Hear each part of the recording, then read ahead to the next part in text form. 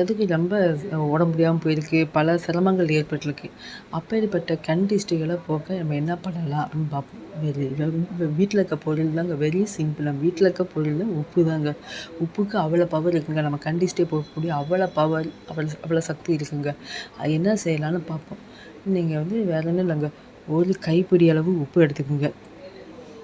எடுத்துக்கிட்டு நம்ம எப்பயும் போல் சூடம் சுற்றலாம் போல தான். நம்ம வீட்டில் எப்படியும் சூடம் சுற்றுவோம்ல, சுற்றி வெளியே வைப்போம்ல, அதே போல் தான் ஒரு ஒரு கைப்பிடி அளவு உப்பு எடுத்துக்கோங்க.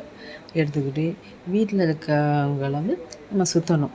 ஒவ்வொருத்தரையும் சுற்றணும். அதாவது நம்ம தலைக்கு மேலே வலதுபுறம் 3 சுற்று, இடதுபுறம் 3 சுற்று, மேலேருந்து கீழே 3 சுற்று சுற்றிட்டு, இந்த மாதிரி வீட்டில் இருக்க ஒவ்வொருத்தங்களையும் சுற்றிட்டு, உங்களையும் சுற்றிட்டு, அந்த உப்பை யார் கால்படாத இடத்துல போய் போட்டு அப்படியே தண்ணி ஊற்றி கரைச்சிடணும். அதாவது வீட்டில் மரங்கள் செடிகள் இருந்தால் அந்த இடத்துல போட்டு நல்லா தண்ணி ஊற்றி கரைச்சி விட்ருங்க.